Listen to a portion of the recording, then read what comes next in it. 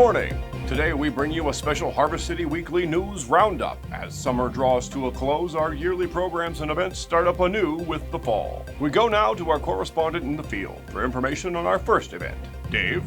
Thanks, Dave. I'm here outside Harvest City Church with an update on their service times. The church has been enjoying an extended period of single services for the summer, but we've just gotten word that this is in fact the last single service of the season. So what does this information mean for our viewers, Dave? Well, Dave, first of all, it's going to mean they now have two opportunities to participate in a live service on Sundays. The first being at 9:15 a.m. and now with the second service at 11 a.m. But another big difference will be the children taking part in the worship times of those services before being sent to their classes. Interesting stuff. And many of these children will be moving up a grade this year, is that right? That's correct, Dave, but I've been assured that check-in volunteers are prepared for this development and have systems in place to simplify the process. They have issued a statement, however, indicating that class sizes will be limited.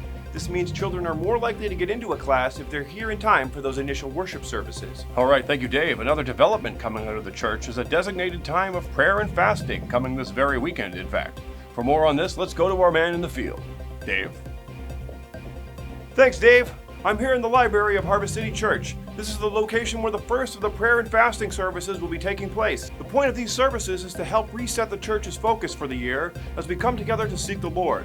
We'll also be praying specifically into the various church ministries and programs. Reports have come in that this event will span 2 nights, is that correct?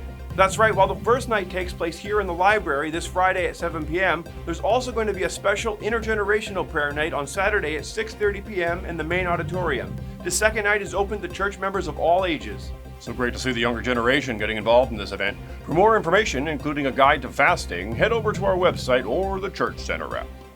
Next up, we have the return of an old favorite, the men's wake-up call.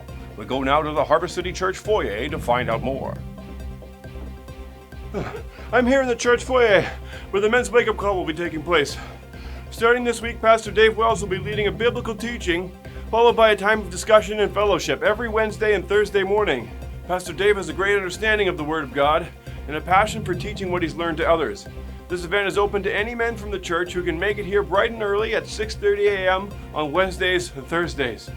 In other news, next Sunday in the foyer, we'll be holding a Life Group Expo to introduce you to the various leaders of the church's life groups who meet weekly in their homes. Homes like this next one. Over to you, Dave. Dave, I'm here in someone's home. Much like the homes our life groups will be meeting in each week. These groups provide an opportunity for church members to connect on a more personal level and to get the kind of support that comes from a smaller communal setting. And next Sunday, our life group coordinators Jeff and Carrie Campbell will be in the foyer along with the other group leaders for you to meet and connect with, so you can find your place in a life group too.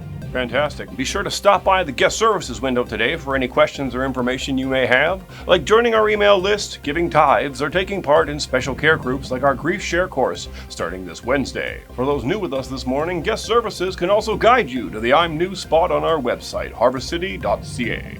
After filling out that section, you'll receive a complimentary gift bag as our thanks for joining us today. Your name will also be added to the guest list for our upcoming meet and greet happening next Sunday, September 10th, where there will be refreshments and the opportunity to meet some more of our church members as we get to meet you.